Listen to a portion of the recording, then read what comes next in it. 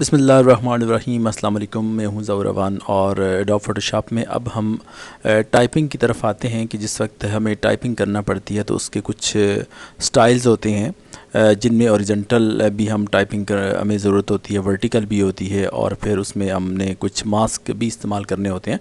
तो वो टूल हमारे पास ये वाला है, इसे हम अप्लाई करके देखते हैं और कोशिश करते हैं कि इसमें से ओरिजेंटल टाइप टूल और वर्टिकल टाइप टूल को हम कवर कर लें कि किस तरह हम इसका इस्तेमाल करते हैं।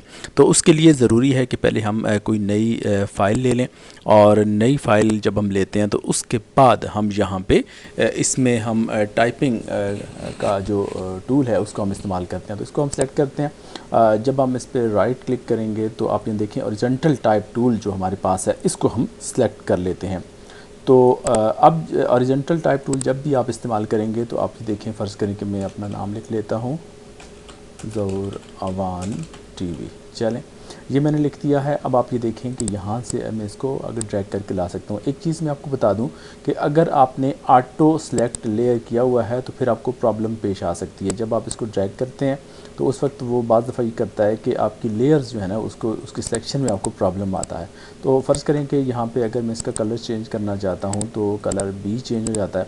इस तरह से भी आप इसका कलर चेंज कर सकते हैं, इसका साइज़ आप चेंज कर सकते हैं। तो इस तरह से आप छोटा या बड़ा जैसा भी आप चाहें आप कर सकते हैं। तो इस तरह से ये होता है कि आप इस टूल का अप्लाई यहाँ पे आप करते हैं तो आप आसानी के साथ कर सकते हैं। तो अब ज़्यादातर आपने कोशिश करनी है कि ऑटो सेलेक्ट लेयर को आपने सेलेक्ट नहीं करना। उसमें आपको ये होगा कि ये ख़ुद सिलेक्शन नहीं करेगा, चूँकि आप मैनुअल काम कर रहे हैं तो मैनुअली आप जिस लेयर को चाहेंगे आप सेलेक्ट कर पाएंगे। तो अब यहाँ पे ऐसा है कि मैं फ़र्दर जो है ना दूसरा जो टूल है यहाँ पे साथ में वर्टिकल टाइप टूल उसका इस्तेमाल करके दिखाता हूँ आपको। तो अब जब इस पर आप क्लिक करते हैं तो आप ये देखें कि इस पर भी हम यही करते हैं, ज़फ़र अवान टीवी। तो अब आप ये देखें कि इसमें भी मैं ड्रैग करके नीचे लाता हूँ। एक बात का आपने ध्यान रखना है कि यहाँ पे साइड पर आपको जो जब भी आप काम करते हैं तो आपको मुख्तलिफ़ लेयर्स यहाँ पे बनी हुई दिखाई देती हैं। जो लेयर आप एक्टिव होती है उसका बैकग्राउंड ब्लू हो जाता है, जो एक्टिव नहीं होती उसका बैकग्राउंड ब्लू नहीं होता। तो आप जो लेयर है उसे फ़र्ज़ करें कोई किसी लेयर को आप गायब करना चाहते हैं तो चाहते हैं कि एक टेक्स्ट जो है ना सिर्फ एक में आप काम करें दूसरा गायब हो जाए, तो आप आई पे क्लिक करते हैं तो यहाँ पे आपने देखा कि यहाँ से वो लेयर हमारी गायब हो चुकी है। अब मैंने दोबारा क्लिक किया तो ये ज़ाहिर हो चुकी है यहाँ पे।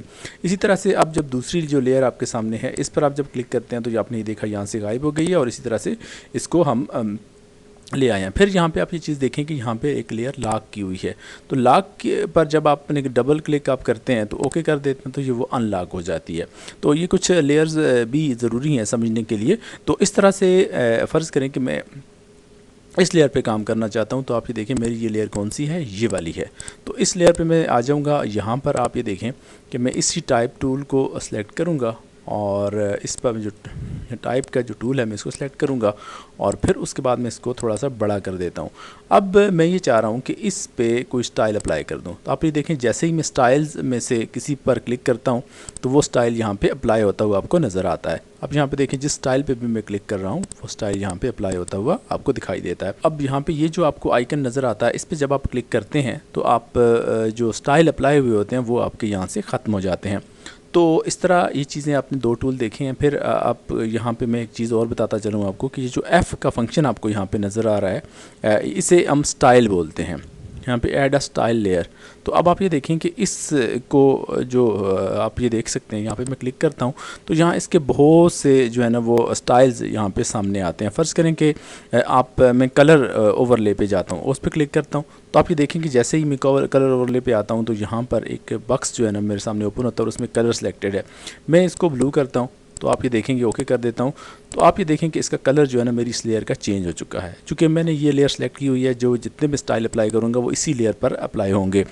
और फ़र्ज़ करें कि मैं इसको जो है ना स्ट्रोक देना चाहता हूँ तो स्ट्रोक पर जब जैसे ही मैं क्लिक करता हूँ तो आप ये देखें कि ये कह रहा है कि स्ट्रोक का जो स्टाइल है वो इस तरह से होगा। आउटसाइड आप देना चाहते हैं और उसका जो उसकी जो विड्थ है वो भी आप बढ़ा या घटा सकते हैं। तो ये देखें जैसे मैं वो ज़्यादा कर रहा हूँ तो ये भी ज़्यादा हो रहा है और इसको मैं कम करता हूँ तो ये कम होता जा रहा है। आउटर है, आप इसको इनर भी कर सकते हैं, इनसाइड शो होगा और आउटसाइड भी आप इसको शो करवा सकते हैं। इसकी ओपेसिटी है वो कम ज़्यादा आप कर सकते हैं, यानी कि इसकी जो शिद्दत है कलर्स की वो आप घटा या बढ़ा भी सकते हैं। ये देखें आप, जैसे मैं इसको कम या ज़्यादा कर रहा हूँ तो इसका इफेक्ट आपको नज़र आ रहा है।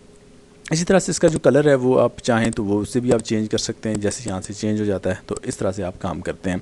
फिर उसके अलावा आप यहाँ पे ये काम भी कर सकते हैं कि जैसे कि ड्रॉप डाउन शेडो है वो आप देना चाह रहे होते हैं तो वो भी आप दे पाते हैं कि किसी भी, ये हम दूसरी लेयर पे काम करके उसको करके दिखाता हूँ मैं कि जैसे ये दूसरी लेयर है हमारी, तो इस पर अगर हम इसको अप्लाई करें ड्रॉप डाउन को, तो आप ये देखें कि यहाँ पे जो इसका जो ड्रॉप डाउन आपको शेडो यहाँ पे नज़र आ रहा है।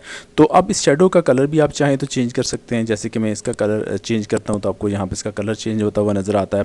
फिर इसकी जो ओपेसिटी है वो भी कम या ज़्यादा हो सकती है, ये देखें कम या ज़्यादा हो रही है। फिर इसका जो डिस्टेंस है वो आप यहाँ से आप घटा या बढ़ा सकते हैं, ये आपने देखा। फिर स्प्रेड आप कर सकते हैं, इसको देखा मैंने, इसको स्प्रेड कर रहा हूँ, ये बढ़ रहा है। फिर साइज़ इसका घटा या बढ़ा सकते हैं आप, ये देखें साइज़ इसका बहुत बढ़ रहा है लेकिन इसमें हमें वो पढ़ने में मुश्किल पेश आ रही है, लिहाजा हम इसका साइज़ कम कर देते हैं। इसके अलावा भी यहाँ पे इसके कुछ मुख्तलिफ स्टाइल्स हैं जो कि आप यहाँ पे अप्लाई करते हैं तो उसका इफ़ेक्ट आपको यहाँ देखने में मिलता है। तो जो चीज़ जो स्टाइल आपको चाहिए होता है वो आप यहाँ पर लाने में कामयाब होते हैं। और इसके बाद ये होता है कि आप ने जो हमारा जो बैकग्राउंड है, जो ज़ीरो लेयर है, ज़ीरो लेयर का मतलब हमारा बैकग्राउंड होता है, तो ये जो इसका जो बिल्कुल बैकग्राउंड है वो सिलेक्ट हो चुका है। अब इस पर अगर हम फ़र्ज़ करें कि इसका कोई बॉर्डर लगाना चाहते हैं हम, तो वो भी हम यहाँ पे लगा सकते हैं। वो किस तरह से लगाएंगे, इसी तरह से इस लेयर को सिलेक्ट करेंगे और फिर इस फंक्शन को, लेयर फंक्शन के में हम स्ट्रोक पर चले जाते हैं। स्ट्रोक पर जैसे ही हम जाते हैं तो आप ये देखें कि यहाँ पर आउटर साइड या इनर साइड की तरफ हम लगाते हैं, एक बॉर्डर लगाते हैं और इसके में पिक्सल्स हम सेट कर सकते हैं। नॉर्मली हम 1 पिक्सल सेट करते हैं जिसमें छोटा छोटा बॉर्डर नज़र आता है, लेकिन चूंकि मैं आपको सिखा रहा हूँ इसलिए हम इसको 3 सेलेक्ट कर लेते हैं ताकि आपको नज़र आए। तो आप ये देखें कि इसमें जो है वो एक बॉर्डर आपको लगा हुआ नज़र आता है।